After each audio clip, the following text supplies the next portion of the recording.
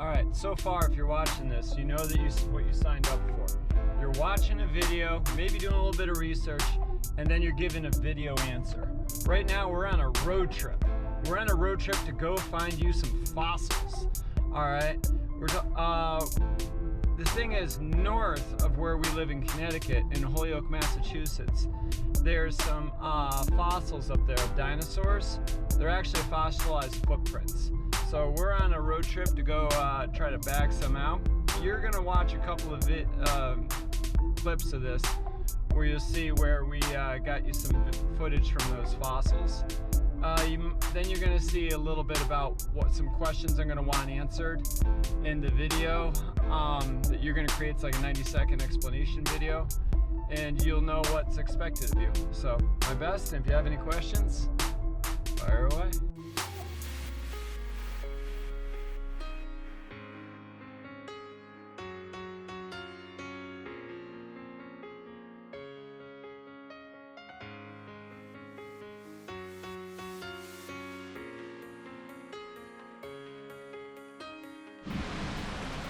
All right, I must really love you guys because, like, yep, we're at the Dinosaur Footprint Park in Holyoke, Mass, and it is raining, but your other teachers might be sweet. I am not. We're gonna go score you some dinosaur fossilized footprints.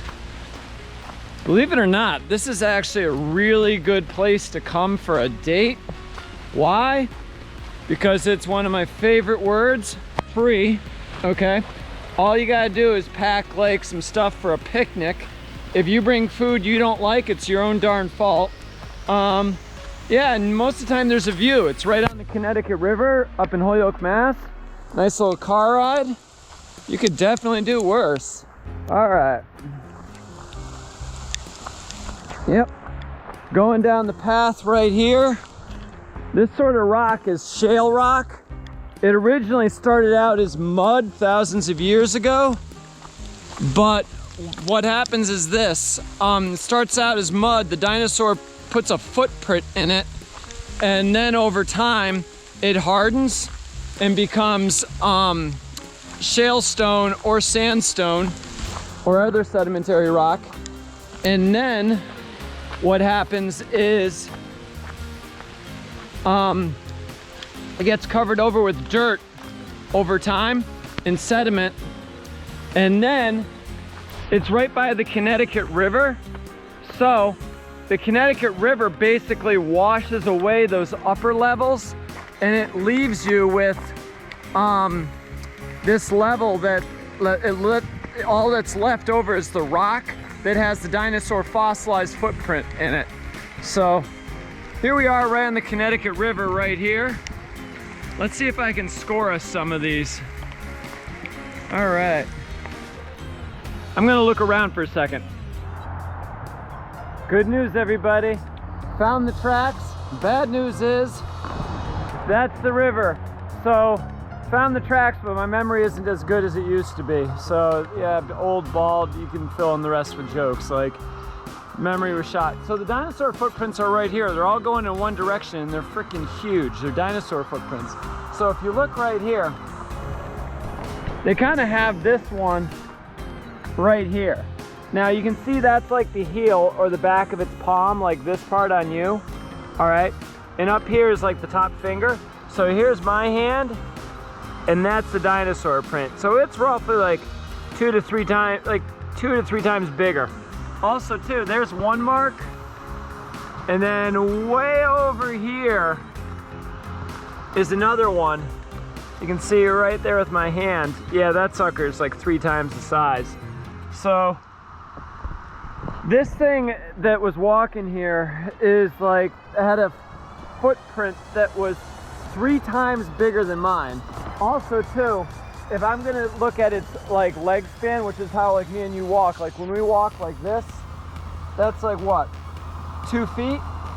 This guy, as he's walking, or this gal, is going stepping here, stepping here, like stepping way over here. That is like literally right there to there, 6 feet. So yeah, that's kind of a distance. probably this dinosaur is like 3 times bigger than I am, and I'm a 6-foot dude. So anyway, let's go to Springfield and let's see if we can find some better weather. Preferably one where I'm not getting rained on. 5, 7, 1, 2, 3, 4, 5. All right, so now we're in Springfield, Massachusetts in Forest Park. This is my old stomping grounds, and we got some dinosaur fossils here. In fact, the reason we got dinosaur fossils here is because we stole them from Holyoke. So these have been around since '32 by Julia Gray Fund. Yeah, dinosaur footprints found in different parts of the world, but most plentiful in the Connecticut Valley. With the aid of fossil skeletons, show that a great variety of dinosaurian reptiles once roamed the earth. The tracks exhibited here were made in the mud in the late Triassic period of the age of reptiles, 150 million years ago.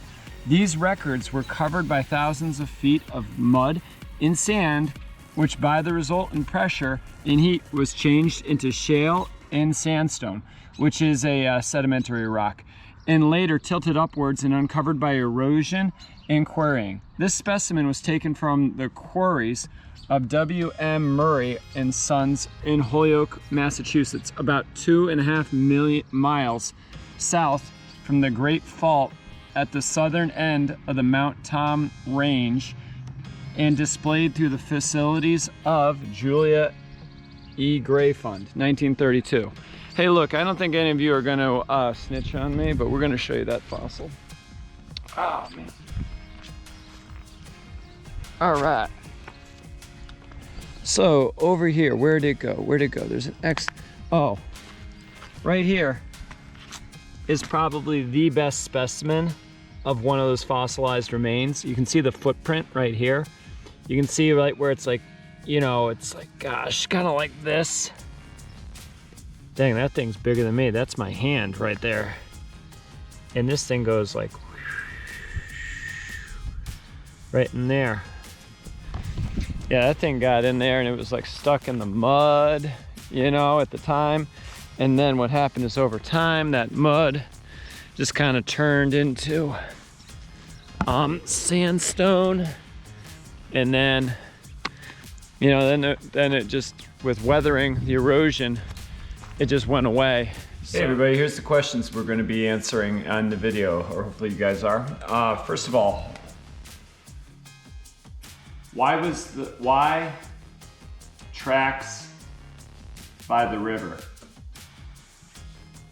By the river. Yeah, why were the dinosaur tracks by the river? Okay, and why would the dinosaurs be there in the first place? Second question.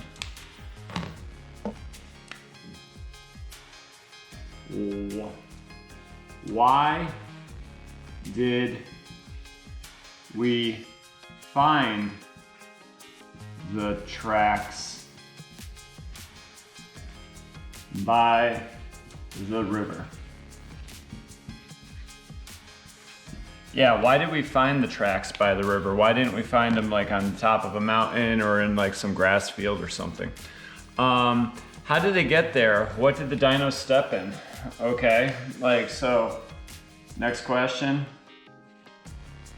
What did the dinosaur step in? Did he step on a rock? Did he step in horse poop? Did he step in, like, what did he step in? Okay, after what did he step in, what did it turn into? What did it turn into? Like, after what he stepped in, you know, over time, did it turn into hay? Did it turn into a cloud? Did it turn into a tree? Did it turn into like something? Like, what did it turn into? Obviously over time, it got covered up. Okay, so I'm just gonna put this line here. So that means over time, the track got covered up. Real question is, how did it become uncovered? So, how did the fossilized footprint become uncovered? Barely fit that one in. And for it to be uncovered, you probably want to use the term like weathering in there and talk about that. As a bonus, if you're into it, tell me a little bit of a story about the dinosaur and the footprints and just like what do you think happened and how it is that we found them. So thank you very much. Hey, if you have any questions, email me at jsore@crec.org or Schoology you message me. Added history in case you need some. Embedded in the stone before you are hundreds of preserved dinosaur footprints, fossilized plants, and delicate prehistoric ripple marks. In fact, scientists have long claimed the Connecticut River Valley for its abundance of dinosaur tracks, which include the first known to science anywhere in the world. Good. Now down here, ancient history. Approximately 190 million years ago, what is now the Connecticut River Valley area was a subtropical landscape of lakes, swamps. Two-legged carnivorous dinosaurs made footprints in the mud flats, which were periodically wetted and dried. That means like if they were carnivorous, that means they ate other dinosaurs or humans if they were around back then. Shout cavemen. Sediment slowly covered the prints, protecting them from erosion. Over the eons, they were transformed into rock and buried underground until workmen constructing Route 5 unearthed them in the 1920s. Imagine their surprise. Special footprints. In the early 1970s, Yale University professor John Osman identified these tracks as being from 3 distinct, though related dinosaurs. Largest prints are 11 to 13 inches long from the Eubrontus gigantus, which stood 15 feet tall and had a 6-foot stride. The intermediate prints, 6 to 8 inches, are from Anchilosaurus sillimani, and the smallest from Grallator cuneatus. So, yep, that's what we got.